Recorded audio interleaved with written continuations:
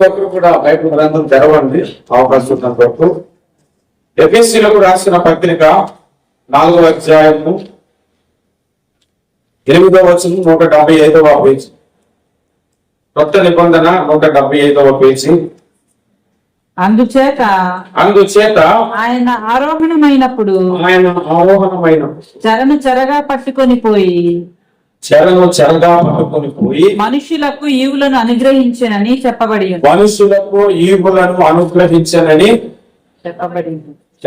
ఉంది.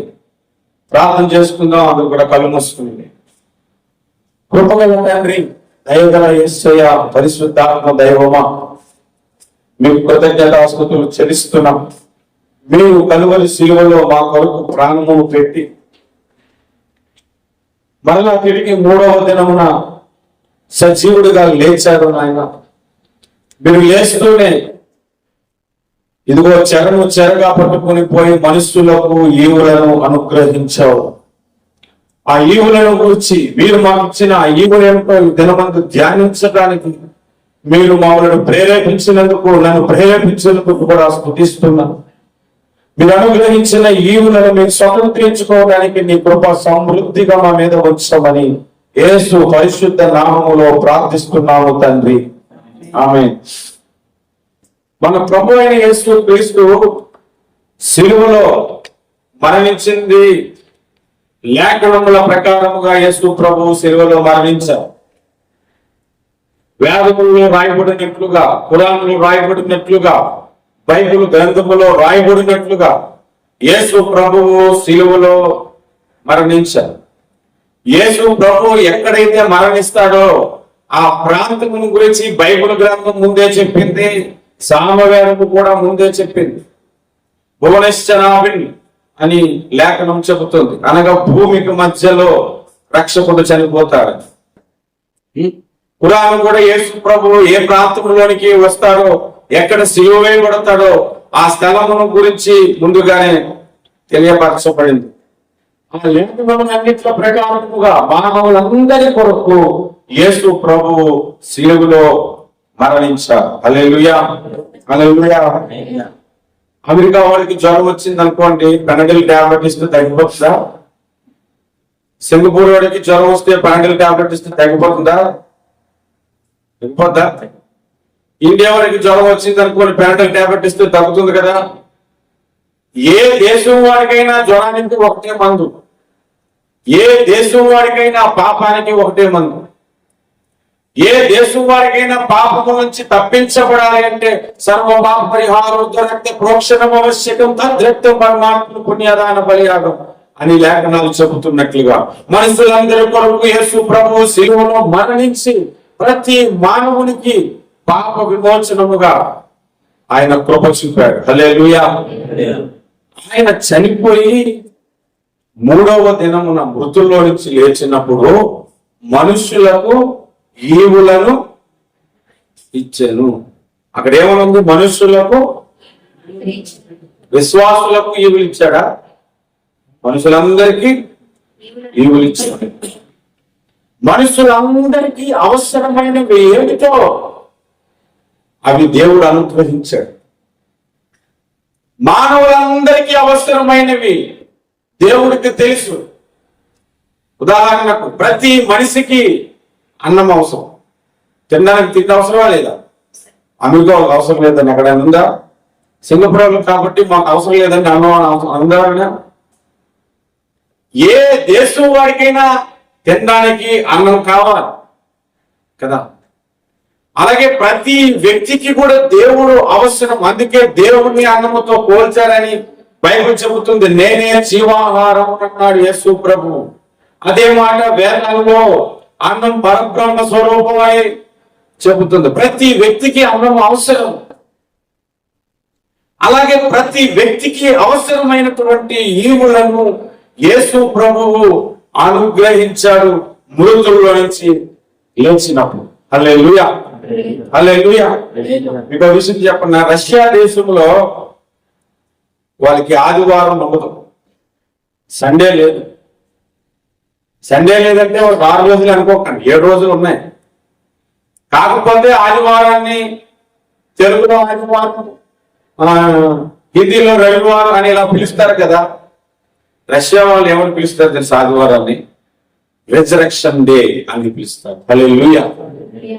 వాళ్ళ క్యాలెండర్ కనుక మీరు చూస్తే రెజరెక్షన్ డే అనే ఉంటుంది. అంటే పునరుద్ధాన దినము అని అర్థం.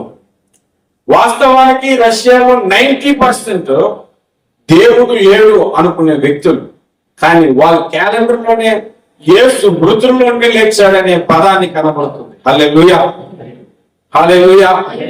ఒకరోజు ఒక పాస్టర్ గారిని వాక్యం చెబుతుండగా ఒక విశ్వాసి అడిగాడు, యేసు ప్రభువుని పునరుద్ధానుడా అని ఎందుకంటారండి అని అడిగాడు. అడిగితే అతను చెప్పాడంటే అతడు మృతుల్లో నుంచి బ్రతికాడు కాబట్టి పునరుద్ధానుడా అని అంటారు బాబు అని చెప్పారు. ఆ వ్యక్తి బైబిల్ బాగా చదువుకున్న వ్యక్తి. అతను వెంటనే ఇంకొక ప్రశ్న వేశాడు, లాజరు కూడా మృతుల నుండి లేచాడు కదా, మరి లాజరు ఎందుకు పునరుద్ధానుడు అని అన్నారు? ఒక చిన్న పాప చనిపోతే ఆమె కూడా మృతుల్లోంచి లేచింది కదా, ఆమెను కూడా పునరుద్ధానుడు అని ఎందుకు అన్నారు? ఏలిసా ఒక బాబు చనిపోతే ప్రార్థన చేసి మరలా బ్రతికించాడు కదా, ఆ బ్రతికిన వ్యక్తిని ఎందుకు పునరుద్ధానుడు అని అన్నారు? ఒక్క యేసు ప్రభువును మాత్రమే పునరుద్ధానుడు అని ఎందుకు అంటారు? మృతిని గెలిచిన జయవీరుడని, మృత్యు జయుడని ఎందుకు పిలుస్తారు అని అడిగారు. పాస్టర్ గారికి కొద్దిగా చాపలు పెట్టే కదా. అప్పుడు పాస్టర్ గారు అన్నారంట చాలా తెలివిగా, యేసు ప్రభువు మృతుల్లో నుంచి లేచాడు, మీరు నువ్వు చెప్పినట్లుగా లాజరు కూడా మృతుల్లోంచి లేచాడు, ఒక చిన్నపిల్ల మృతుల్లోంచి లేచింది, ఒక చిన్న బాబు చనిపోయి మృతుల్లోంచి బ్రతికాడు, కానీ వారు మరలా చనిపోయారు. యేసు మరలా చనిపోలేదు కాబట్టి పునరుద్ధానుడు అంటారు అన్నారు. హల్లెలూయా. మీరు చెప్పడం కొట్టారు కానీ ఇది కూడా రాలేదు. ఎందుకు చెప్పనా? యేసు ప్రభు రాకడలో చనిపోయినటువంటి వారు అనేకులు లేపబడతారు కదా, వాళ్ళు మరలా తిరిగి చనిపోతారా?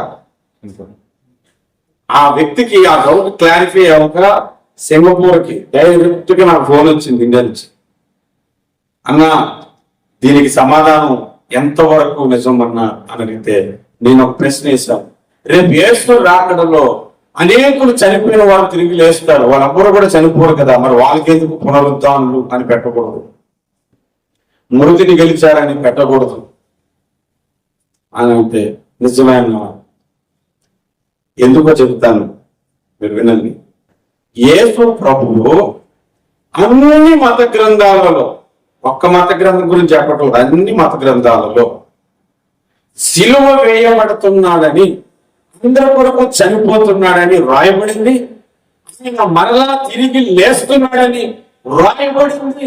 ఆ లేఖనముల ప్రకారం ఆయన తిరిగి లేచాడు కాబట్టి పునరుద్ధానం. ఇప్పుడు కొట్టండి చెప్పటం. బైబిల్లో చూడండి ఆ మాట. 1 కొరింథీయులకు రాసిన పత్రిక 15వ అధ్యాయము 3వ వచనం. ఎప్పుడైనా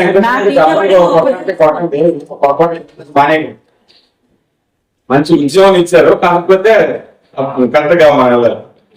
15వ అధ్యాయం 3వ వచనం. నాకు ఇయ్యబడిన ఉపదేశమును మొదట మీకు అప్పగించితిని, అదేమనగా లేఖనముల ప్రకారము క్రీస్తు మన పాపముల నిమిత్తము మృతి పొందెను, సమాధి చేయబడెను, లేఖనముల ప్రకారము మూడవ దినమున లేపబడ్డను.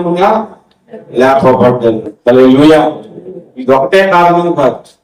ఆయన శరీరము సమాధిలో పెట్టినప్పుడు లాజరు శరీరము కూలిపోయింది. ఎంతో మంది చనిపోతే చెడు వాసన వచ్చింది. యేసయ్య శరీరం మాత్రం కుళ్ళు పట్టలేదు. నీ పరిశుద్ధుని నీవు కుళ్ళు పట్టనీయవు అనే లేఖనము కూడా నెరవేరింది. హల్లెలూయా. అందుకు ఆయన పునరుద్ధానుడు, మృతిని గెలిచినటువంటి జయవీరు. హల్లెలూయా. మరణాన్ని యేసు గెలిచెనురా, సమాధి నుండి లేచెనురా, మరణాన్ని యేసు గెలిచెనురా, సమాధి నుండి లేచెనురా, యేసయ్యకే జయము మన యేసయ్యకే జయము యేసయ్యకే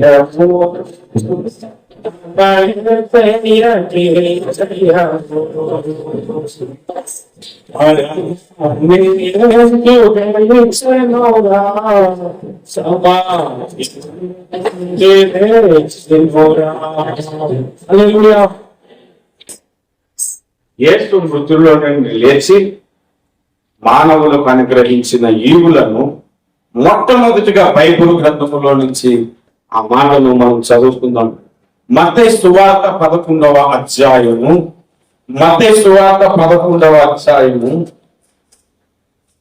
28వ వచనం. ప్రయాసపడి భారము మోసుకొనుచున్న సమస్త జనులారా నా యొద్దకు రండి, నేను మీకు విశ్రాంతి కలుగజేతును.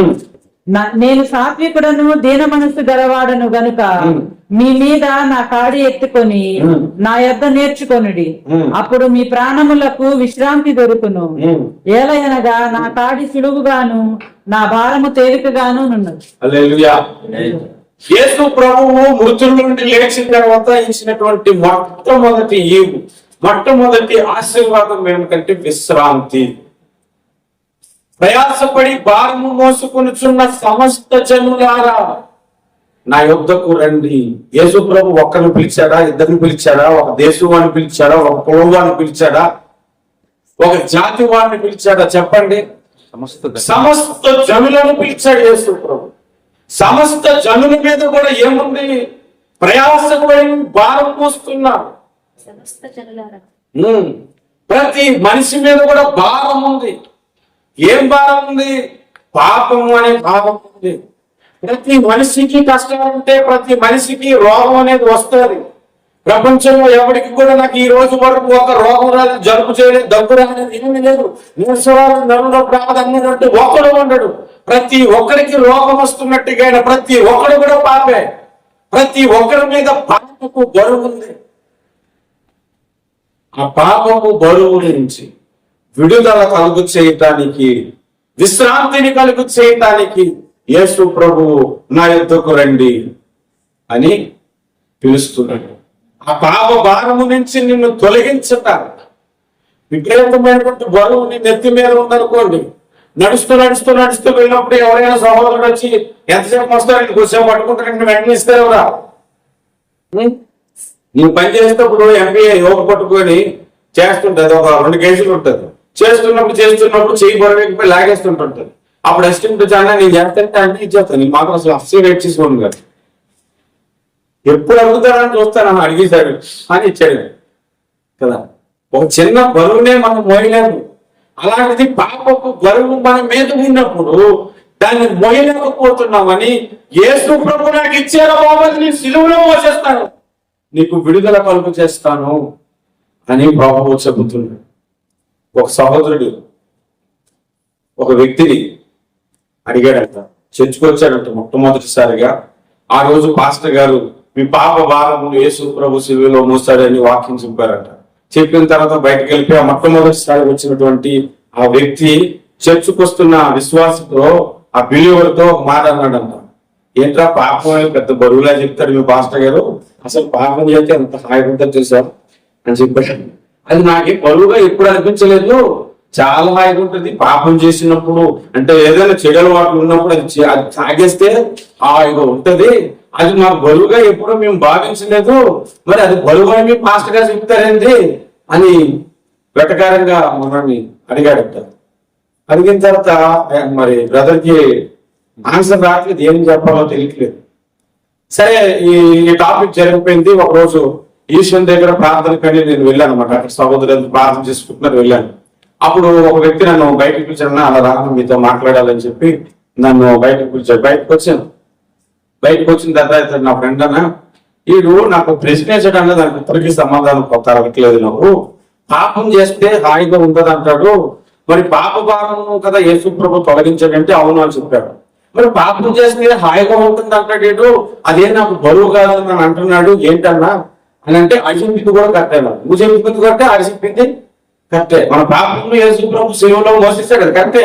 అని పాపం చేస్తే కాయగా ఉంది, బరువుగా ఫీల్ అవుతుంది, అది కూడా కరెక్టే అని చెప్పాను. ఎలా కరెక్ట్ అవుతుందన్నా అడిగాడు. అప్పుడు నేను చెప్పాను, ఒక పెద్ద లారీ నిండుగా సిమెంట్ బస్తాలతో వెళ్తుంది అనుకోండి, ఆ లారీ ఒక బండకు ఢీకొని తిరగబడిపోయింది. లారీ డ్రైవర్ మీద సిమెంట్ బస్తాలన్నీ పడిపోయాయి. ఆ తర్వాత లారీ కూడా సిమెంట్ బస్తాల మీద పోయి ఆ కింద ఉన్నోడు చనిపోయాడు. ఆయనకి ఏమైనా బరువు తెలుస్తుందా అని అడిగాను. తెలుస్తుందా? తెలియదు. చచ్చిపోవడానికి బరువు తెలియదు. నేను మీ పాపముల చేత అతిక్రమణ చేత చచ్చిన వారై ఉండక నీకు ఆ బరువు తెలియదు. అందుకని కంప్యూటర్ చెప్పారు, ఇంకో 2 లారీలే పర్వాలేదు అని అంటారే కానీ బరువుగా ఉందని తీసేయమంటారా? పెద్ద పెద్ద బిల్డింగ్లు కూలిపోయి కింద ఉన్న వాళ్ళు ఉంటారు కొంతమంది. అవన్నీ తీసిన తర్వాత పాపం ఎవరు మోసడిన నీ బిల్డింగ్ అని అవడని ఉంటాడు. పాపం వలన ఆల్రెడీ ఎప్పుడో చచ్చిపోయాడు. అందుకే పాపం అనేది బరువు అని తెలియదు. పాపపు భారము చనిపోయిన స్థితిలో అంత డీప్గా, అంత పీక్గా నువ్వు పాపములో ఉన్నావు కాబట్టి పాపం అనేది భారముగా తెలియదు. కాస్తో మోస్తో కొద్దిగా బ్రతుకున్నాడు అనుకోండి, ఎక్కడో కొద్దిగా చలనం ఉంటది కదా, ఎక్కడైనా ఇంకా కొద్దిగా ప్రాణం ఉంటుంది అనుకోండి, బరువు తెలుస్తుంది. ఆ బరువు ఏదో తెలుస్తుంది.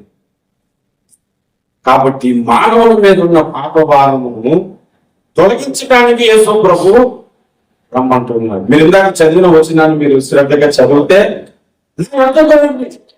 మీ భారణ నేను మోస్తాను అని చెప్పి యేసు ప్రభు నా కాళ్ళు ఎత్తుకోవడానికి మళ్ళీ ఇంకొక భావిస్తుంది. ఇదేంటి, ఇది ఒక విచిత్రంగా లేదు.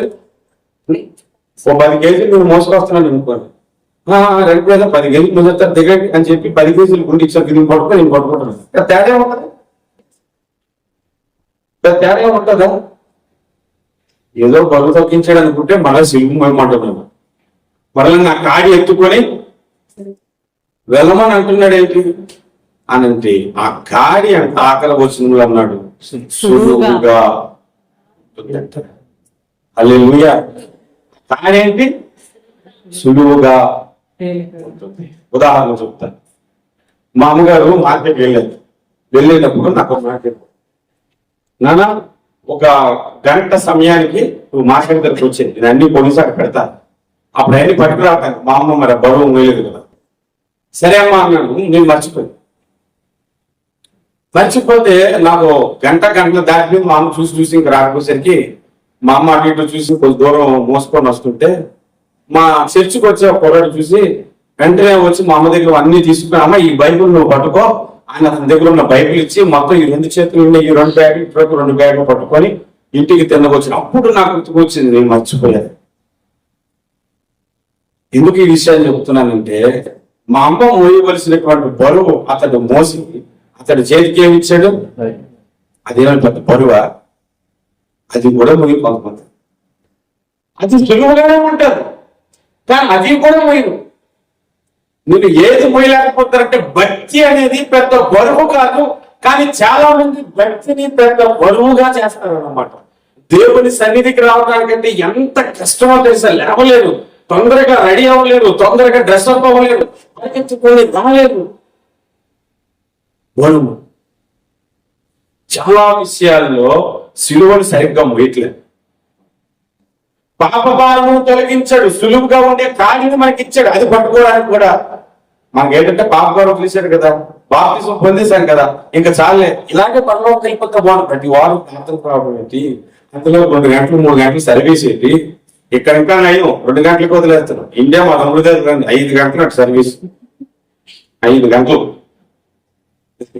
రంజగోపాల్ గారు ఒక సర్వీస్ మీరు ఎప్పుడైనా వెళ్ళండి, 7 గంటలు ఆ సర్వీస్. ఉదయం 8 గంటలకు ఇచ్చి మధ్యాహ్నం 2 గంటలు 2 గంటలు సర్వీస్ మనం ఉండలేకపోతుంటుంటాం. ఇది సులువైన కాడే, కానీ మనం మొయ్యలేం. యేసు ప్రభు ప్రతి వ్యక్తికి వారి పాపములను బట్టి సిలువలో వేలాడి ప్రతి వ్యక్తికి ఒక్కొక్క సిలువ చేశారు. మీరు ఈ సిలువ పట్టుకుని నన్ను వెంబడించండి. సిలువను మోసుకొని అందరికి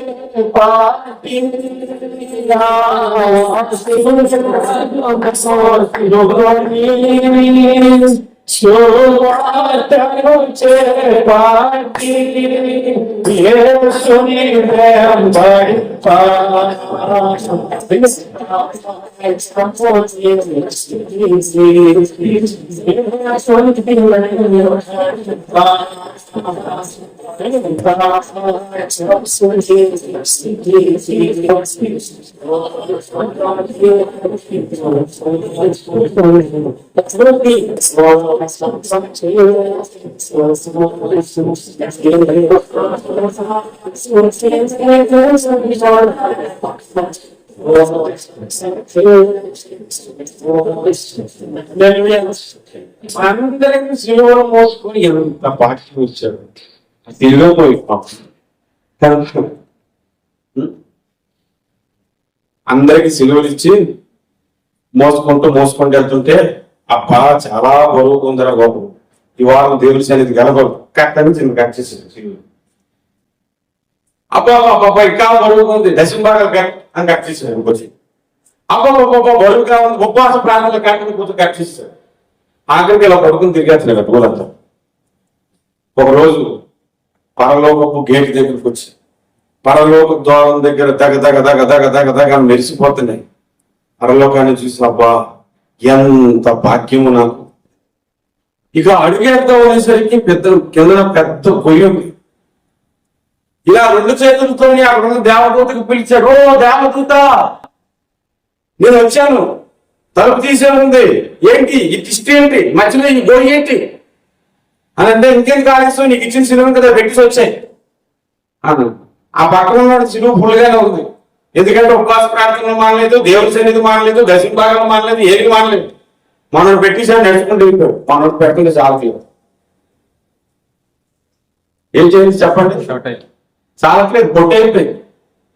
అటు ఇటు చూసుకున్నాడు. అప్పుడు అర్థమైంది అనమాట, ఓ ఉపవాస ప్రార్థన చేయలేదు కొద్దిగా కట్ చేశాను, దశంభాగం ఉన్నది ఇంకొద్ది కట్ చేశాను, అప్పుడు దేవుడి సన్నిధి మానేసి ఇంకా కట్ చేసేసాను, ప్రార్థన మానేసి ఇంకొద్ది కట్ చేసేసాను, బైబిల్ చదవడం మానేసి ఇంకా కట్ చేశాను. ఈరోజు ఒకడు వచ్చాడంటే పెట్టగానే చిన్న ఎజ్జుతో ఉందంట, అది దాటిపోయి దేవాత స్తోత్రం నాయన ఉపవాస ప్రార్థనలు కూడా మానేద్దాం అనుకున్నాను, అదే నన్ను రక్షించింది అన్నాడు. దేవుడికి స్తోత్రం కలుగుతుంది. కాబట్టి పాప భాగమును దేవుడు తొలగించి తన సిలువనిచ్చాడు. అది సులువే, దేవుడి సన్నిధిలో అది సులువే. ఆ సిలువను మోస్తేనే నువ్వు విశ్రాంతి దినములో అడుగు పెడుతూ. హెబ్రీలకు రాసిన పత్రిక 4వ అధ్యాయం 1వ వచనం చదువుదాం చూడండి. హెబ్రీలకు రాసిన పత్రిక 4వ అధ్యాయం. ఆయన యొక్క విశ్రాంతిలో ప్రవేశించుదమును ఆయన యొక్క విశ్రాంతిలో ప్రవేశించుదమను వాగ్దానం ఇంకా నిలిచి ఉండగా మీలో ఎవడైనాను ఒకవేళ వాగ్దానము పొందకుండా తప్పిపోవునేమో అని భయముతో కలిగింది.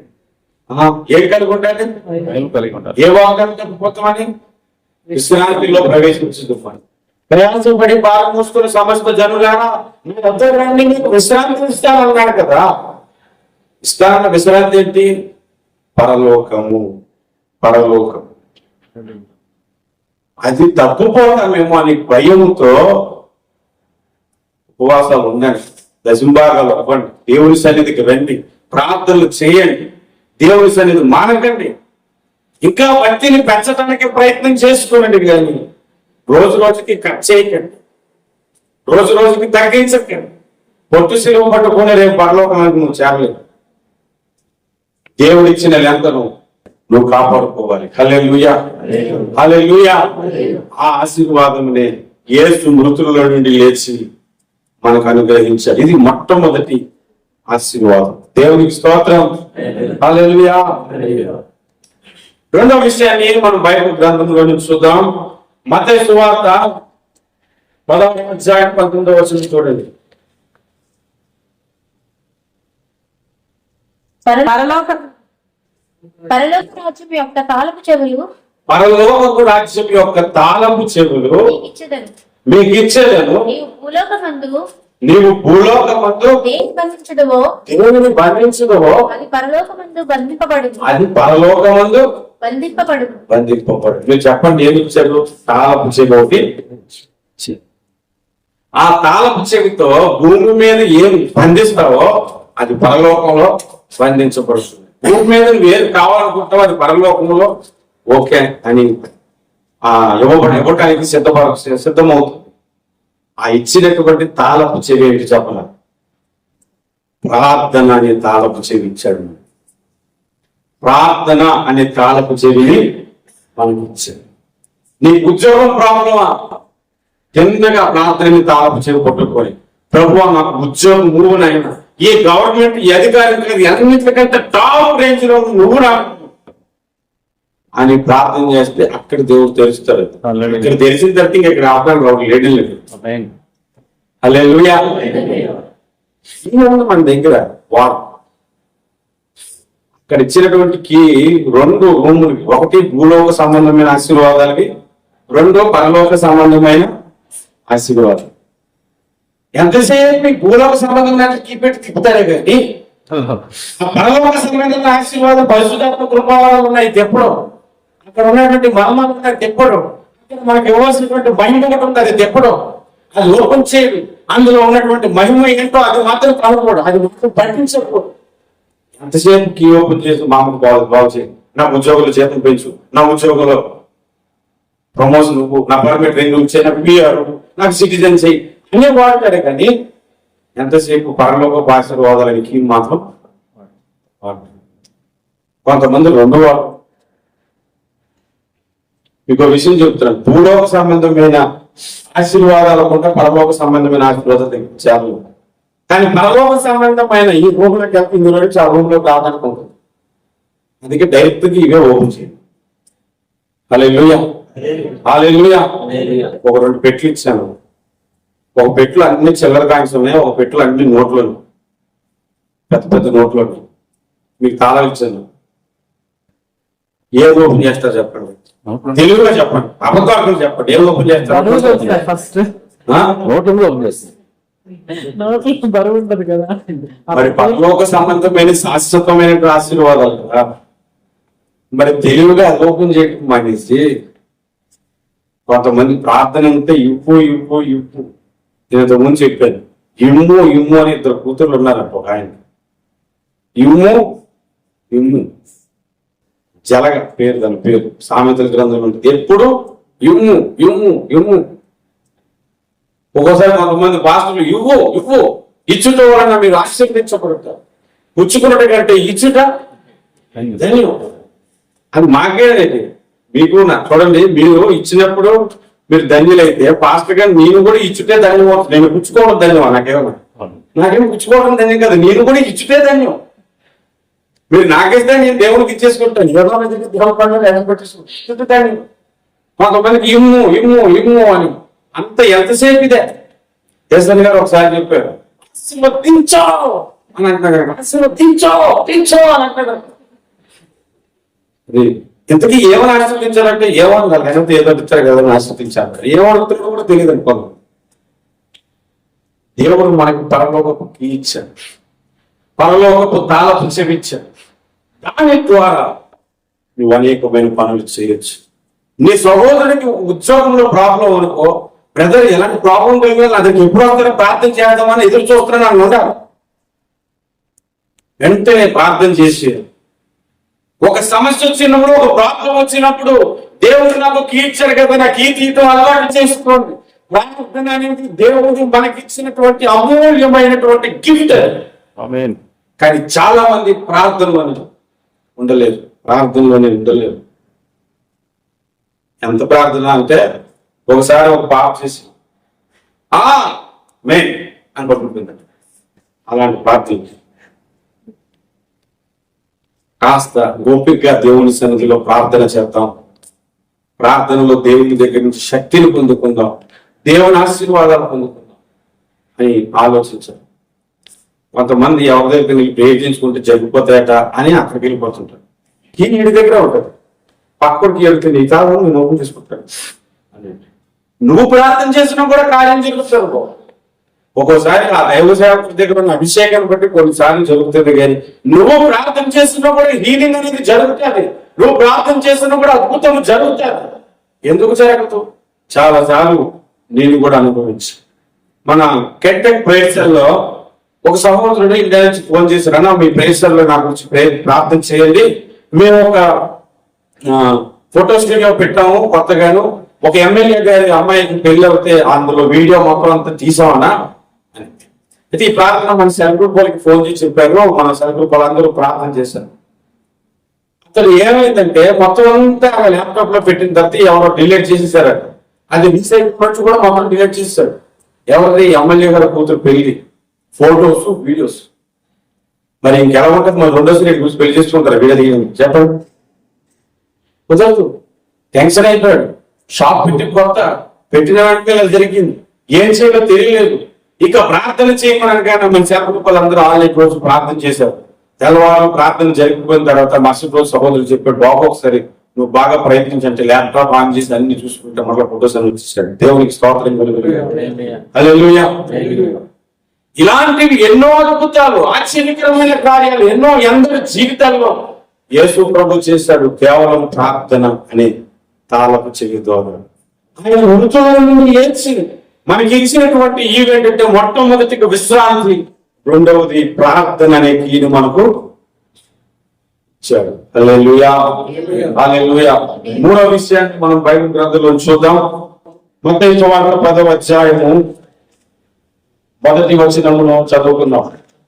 ఆయన తన 12 మంది శిష్యులను పిలిచి అపవిత్రాత్మలను వెళ్ళగొట్టుటకును ప్రతి విధమైన రోగమును ప్రతి విధమైన వ్యాధిని స్వస్థపరచుటకును వారికి అధికారం ఇచ్చాను. చూడండి, ఆయన తన శిష్యులను పిలిచి వారికి అధికారం ఇచ్చాడు. ఏ అధికారం ఇచ్చాడు? అపవిత్రాత్మలన్నిటి మీద అధికారం ఇచ్చేసాడు. రోగులను స్వస్థపరిచే అధికారం ఇచ్చేసాడు. ఇక మీరు వెళ్ళిపోయి స్వస్థత చేసుకోండి, అద్భుతాలు చేసుకోండి, ఆ అధికారమును ఇచ్చేసాడు. కానీ ఆ అధికారాన్ని చాలా మంది క్రైస్తవులు వాడని భయం. ఎందుకంటే ఒకరు మనం ప్రార్థించేది అవ్వకపోతే మనల్ని అంటాడేమో, అంత పవర్ దగ్గర ఉందా లేదా అనే అనుమానం మన దగ్గర ఉంది. ప్రతి వ్యక్తి దగ్గర ఉంది, సేవకుడి దగ్గర కాదు, ప్రతి విశ్వాసికి కూడా ఈ అధికారం ఉంది. ప్రార్థన చేస్తే దేవుడు ఖచ్చితంగా అద్భుతాలు చేస్తాడు. ప్రార్థన చేస్తే ఖచ్చితంగా రోగులను స్వస్థపరుస్తాడు. నేను నా జీవితంలో కూడా నేను అనుభవించి ఈ సంగతులు చెబుతున్నాను. నాకు ఒక ఫ్రెండ్ ఉండేవాడు, దత్తాత్రేయ, సింగపూర్ లో ఉండేవాడు. మీ అందరం చర్చికి వెళ్తుండేవాడు. అతడు విజిట్ లో తన భార్యని ఇక్కడికి తీసుకొచ్చాడు అన్నమాట. తీసుకొచ్చిన తర్వాత మధ్యరాత్రిలో నాకు నా భార్యకు ఫోన్ చేసి అన్న అర్జెంట్ గా నువ్వు రా అన్న, నా భార్యకి బాగా కడుపులో నొప్పి వస్తుంది, విపరీతమైన బ్లడ్ పోతుందన్నా, మీరు ఎలాగైనా రండి అని అనగానే వెంటనే మేము ట్యాక్సీ వేసుకుని అతను తీసుకొని కేకే హాస్పిటల్లో జాయిన్ చేసాం. జాయిన్ చేసిన తర్వాత డాక్టర్ అన్ని విధాలుగా టెస్ట్ చేసి $10,000 చెప్పాడు. $10,000 అవుతుంది, మరి ఆ చేయమంటే అన్ని చేసేస్తాను అని. తీరా అన్ని అయిపోయిన తర్వాత చెప్పాడు, ఈమెకి పిల్లలు పుట్టరు, సంథింగ్ రాంగ్ ఈమె గర్భసంచులు అని చెప్పారు. తెల్లవారు నేను లీవ్ పెట్టేసాను కంపెనీకి. పెట్టేసిన తర్వాత ఫ్రూట్స్ అని కొనుక్కొని హాస్పిటల్కి వెళ్ళిన తర్వాత ఆ సహోదరుడు నాకు నా భార్యకు పిలిచి ప్రార్థన చేయాల, ఎందుకు కూడా దేవుడు మీరు ప్రార్థన చేయండి అని అన్నాడు. ఆ రోజుల్లో అయితే నాకు ఎంత విశ్వాసం అనేది లేదు, కానీ ఈ మాట నాకు తెలుసు, ప్రభువా మీరు మాకు అధికారం ఇచ్చారు, నీ అధికారంతో నువ్వు ప్రార్థన చేస్తున్నానని. ఆమె మీద చేయించి ప్రార్థన చేసావు. కొడుకు ఒక కూతురు పుట్టారు. దేవునికి పిల్లలే పుట్టాలని వాళ్ళకి ఒక కూతురు ఒక కొడుకు వాళ్ళకి పుట్టారు. చాలా కాలం కిందట ఒక సహోదరుడు, పేరు కూడా నాకు గుర్తుంది, నాగేశ్వరరావు అని, అతడు మా దగ్గరికి వచ్చాడు. అన్నా నేను 2 రోజుల నుంచి గమనిస్తున్నాను, నా ముఖం మీద తెల్లటి మచ్చలు ఉన్నాయి, మా ఊళ్ళో అంటున్నాను ఇది కుష్ఠరోగం అంటున్నారన్నా, నాకు భయం వేసింది అని సెల్ఫ్ గ్రూప్ లో మాకు పంచుకుంటే, నా భార్య నర్సు కాబట్టి తమ్ముడిని కూర్చోబెట్టి ఒక పీళ్ళు తీసుకొని మాట్లాడుతూ పొడవకుండానే పొడిచాను, నీకేమో తెలిసిందా అని అడిగితే తెలియలేదు. రెండోసారి పొడిచింది. తెలిసిందంటే తెలియలేదా, అతనికి దృష్టి అని కన్ఫర్మ్ అయిపోయింది. మేము ప్రార్థన చేస్తాం సభ్యులు, అది కూడా ఆడలేదు. అందరం కూడా చుట్టూ మూగిపోయి ఒకరి చేతులు ఒకరు పట్టుకొని ప్రార్థన చేసాం. ప్రభావ మీరు స్వస్థపరచు, దేవుడు మేము ప్రార్థన చేస్తున్నాం, మీరు స్వస్థపరచండి అని ప్రార్థన చేస్తాం. సహోదరుడు అలాగే దిగులుతో ఇంటికి వెళ్ళి పడుకుంటారు. కంపెనీ వాళ్ళు ఎవరు మాట్లాడితే అది పంపించేస్తాడు. తెల్లవారు లేచి చూసేసరికి ఒక్క మచ్చ కూడా లేదు. దేవుడికి అది మన దేవుడు చేసే అద్భుత కార్యం. 2008 సంవత్సరంలో క్రిస్మస్ ఈవెంట్ పెట్టడానికి, సెమీ క్రిస్మస్ అని మన కంటెక్లో పెడతాం కదా, పెట్టినప్పుడు కొండపోక వర్షం పడుతుంది 7 గంటల వరకు. ఒక ట్యాంక్ ఎంత వర్షం వస్తుందో అంత వర్షం వస్తుంది. ఈ వంట చేసుకున్నవన్నీ కంటెక్ గేట్ దగ్గర పంచుకొడతాం కదా, అక్కడ పెట్టాము. అక్కడి నుంచి ఎలా తీసుకెళ్ళాలి, వర్షం వస్తుంది. నేను మీరందరూ ఇక్కడ ఉండాలని చెప్పి వర్షంలో తడుచుకుని సెల్ గ్రూప్ దగ్గర వెళ్ళిపోయాను. నేను వెళ్ళిపోయిన తర్వాత నా వెనక జకరియా అని వచ్చారు. మోకాలు వేసి అంత వర్షంలో తడిసిపోయి కూడా ప్రార్థన ఏం చేశానంటే, నేల కనబడను కానీ నీకు పడితే కనబడింది నాయన, నేల కానీ వచ్చాయి.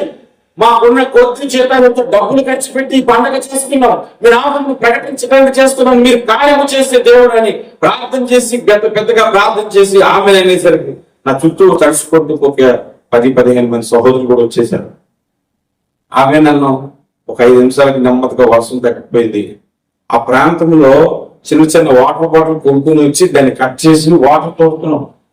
తోడుతుంటే వాటర్ వచ్చేస్తుంది. ఏం చేయాలో తెలియట్లేదు. 7:20 అయిపోయింది. 8 గంటలకు ప్రార్థన స్టార్ట్ చేయాలి.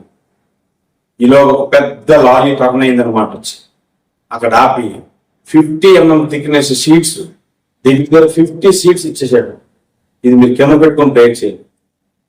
ఆ లారీకి మనం దించేసి మొత్తం అంతా స్టేజ్ లాగా పెట్టేసాం.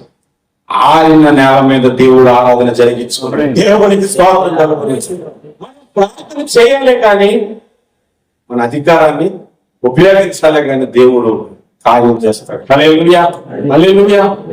మీరు మన భారతదేశంలో ట్రాఫిక్ పోలీస్ ఉంటాడు. అక్కడ బాగా కండలు తిరిగిన వ్యక్తిని రోజు ఎక్సర్సైజ్కి వెళ్తుంటాడు కదా, జిమ్కి వెళ్ళి అలాంటి డోర్ పెట్టి అంటాడు. కానీ సన్నగా ఉండే వాడు ఒక వైట్ క్యాప్ పెట్టుకుంటాడు అన్నాడు అనుకోండి, ఎంత పెద్ద లారీ అని అలా పేకేసి అనుకోండి. ఇలా ఒకసారి వెళ్ళి అని అన్నాడు అనుకోండి, ఎంత పెద్ద లారీ అని అంటే గేర్ తీసుకొని పిలిచాడు కాబట్టి కారణం అధికారము. మనకు అధికారం ఉంది. దేని మీద అధికారం చెప్పండి? రోగముల మీద, దెయ్యముల మీద. ఒక దెయ్యం పట్టాడు తీసుకొచ్చి ఇక్కడ పెడితే ఎంతమంది ధైర్యంగా ప్రార్థన చేస్తారు చెప్పండి? చర్చలు చచ్చిపోతాను కానీ నేను దెయ్యం వదలకొట్టే వెళ్తాడా అనుకున్నవాడే వాడిని బట్టి దేవుడు కార్యం చేస్తాడు. హల్లెలూయా. మనకు అధికారం ఉంది, మనకు తెలియదు, మనకు అధికారం ఇచ్చాడు ప్రభు.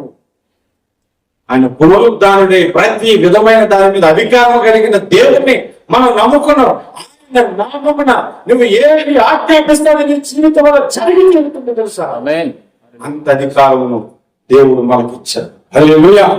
ఒక ఉద్యోగం ప్రతిసారి ఎవరు పెడతాను బతుకోవడం అవసరం లేదు. నీ దేవుడి దగ్గరికి వెళ్ళి మోకరించి ప్రార్థన చేయి. నువ్వు ఒక ఇల్లు కట్టుకోవాలి ప్రభా అని ఒక ఆఫ్టర్ ఒక ఇల్లు కొరకు ఎవరెవరి దగ్గర లోన్ల కోసం నువ్వు పరిగెత్తవసరం లేదు. నువ్వు ప్రార్థన చేయి, దేవుడి జీవితంలో కార్యాలు చేస్తాడు. ఇలాంటి లోక సంబంధమైనవన్నీ చిన్న చిన్న విషయాలు అన్నమాట. వీటికే మనం భయపడిపోతుంటే ఇంకా దేవుడు ఇచ్చే అధికారాలను ఉపయోగించి రోగులను ఎప్పుడు స్వస్థపరుస్తాం? దేవుడిచ్చే అధికారాన్ని ఉపయోగించి దురాత్మలను ఎప్పుడు కారణం? ఎప్పుడైనా మీ దగ్గరకు ఒక కేసు వచ్చింది అనుకోండి, దెయ్యం పట్టినాడని ప్రార్థన చేయండి. మా పాస్టర్ గారు సరిగ్గా తీసుకురాకండి అంటే మీరు చేయరన్నానంటే నాకు అది చేస్తా. మీరు చేసినా కూడా బాగుందని సంగతిని గుర్తించండి. హల్లెలూయా, హల్లెలూయా. ఒకే ఒకసారి కొల్లిపర ప్రాంతంలో బస్ స్టాప్ లో నుంచి ఉన్నాను. జనాలు వెళ్ళడానికి బస్ కొరకు వెయిట్ చేస్తున్నాడు. ఇలా ఒక సైకిల్ తొక్కుని వస్తున్నాడు అన్నమాట. ఆ సైకిల్ తొక్కుని వచ్చి చేయుతున్నాడు నా వైపు. నేను అటు ఇటు చూస్తున్నాను. నా ఊరు నేనే కొత్త అని నాకెందుకు అనుకుని అటు ఇటు చూస్తున్నాడు. ఆ సైకిల్ తొక్కుని వచ్చాడు. బ్రేక్ పడాలనుకుంటే తిరగ నా బుద్ధి కూడా పక్కపడు. పడుకోగానే లేచిన తర్వాత మీ గురించి వస్తున్నాను అయ్యారన్న. ఆ ఊర్లో నాకు ఒక పేరు ఉంది. ఆ పేరు ఏంటంటే నర్సయ్య. ఎందుకంటే ఈ నర్స్ కాబట్టి నర్సయ్య గారు ఉన్నారా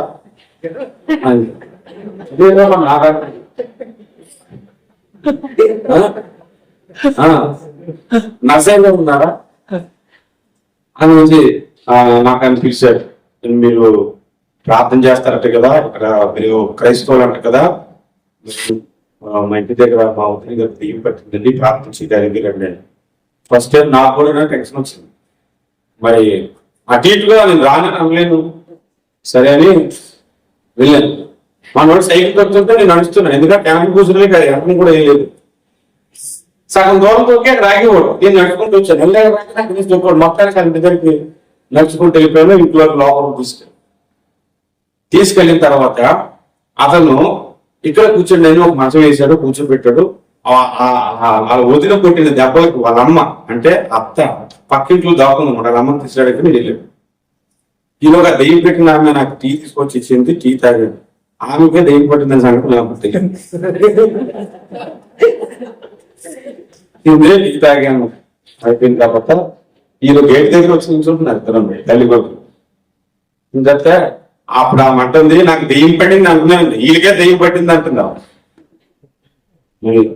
సరే అన్నాడు, ప్రార్థన చేశాను. మీరు దెయ్యం పట్టడం పెద్ద పెద్ద ఊపిలోడు చాలా మంది చూస్తుంటారు.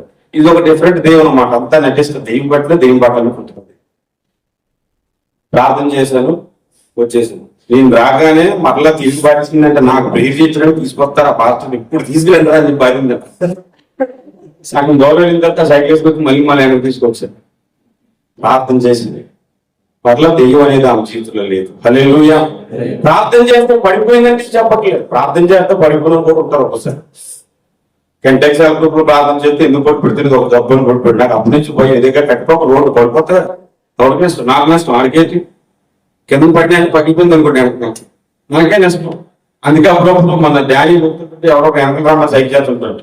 వీళ్ళందరూ పరవశించి ఆరాధిస్తుంటారు, నాకు మాత్రం ఒక పెట్టాలి. ఎందుకంటే మనిషి వదిలేస్తాడు, తొందరగా రియాక్షన్ అయిపోతుంటాడు. మనకి దేవుడు అధికారం ఇచ్చారు. మనం ప్రార్థన చేస్తే ఖచ్చితంగా దేవుడు వేరు చేస్తాడు. ఈ రోజు ఈ పునరుద్ధానం మీరు జ్ఞాపకం చేసుకోండి. మీ కొరకు సిలువలో యేసు మరణించాడు, ఎందుకంటే దేవుని రాజ్యమును మీకు ఇవ్వడానికి, ఆ విశ్రాంతిలోనికి నిన్ను నన్ను నడిపించడానికి. రెండవది ప్రార్థన అనే ఈవును నీకు నాకు ఇచ్చాడు. నువ్వు ప్రార్థన చేస్తే నీ జీవితంలో మేలు జరుగుతుంది. నీకు దెయ్యముల మీద రోగముల మీద అధికారమును యేసు ప్రభు ఇచ్చాడు.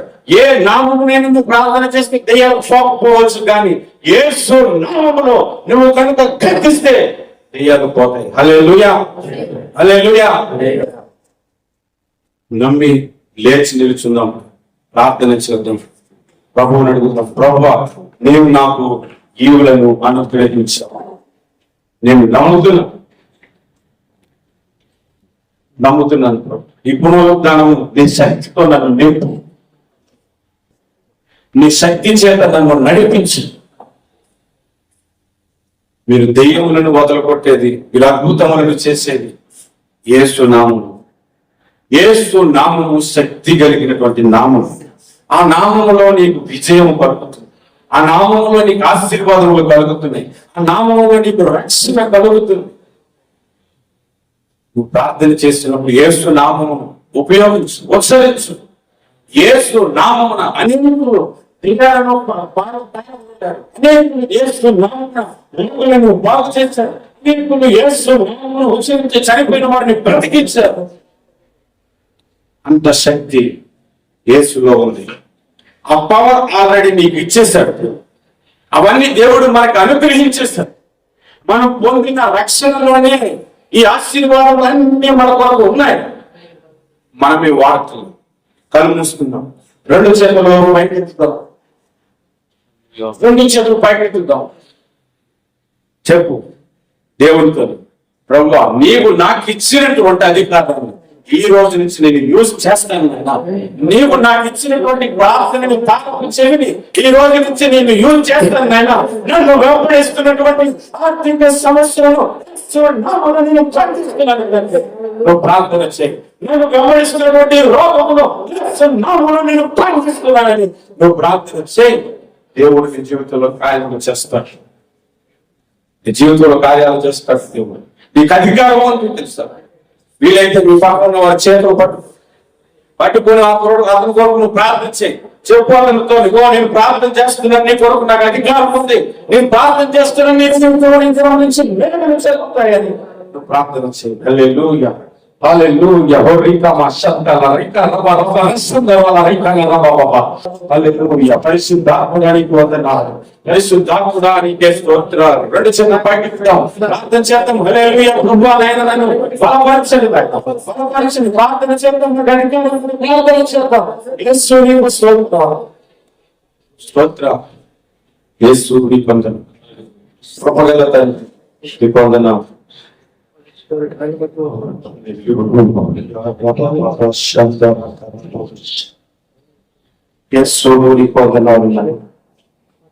ఇదిగో నాయన మీ ప్రార్థన చేస్తున్నాం. వీళ్ళందరి మీద నీ పునరుద్ధాన శక్తితో నింపండి.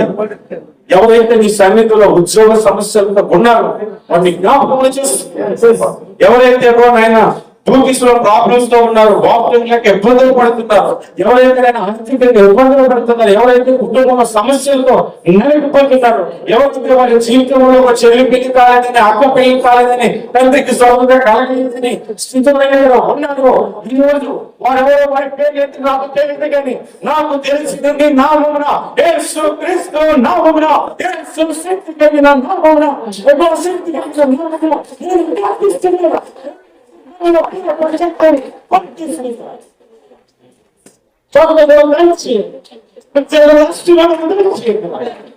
ఈ బిడ్డల ప్రజలు, నీ బిడ్డల మీద ఆశీర్వాదం వచ్చి యేసు నామమున వేడుచున్నాను తండ్రి. ఆమేన్, ఆమేన్.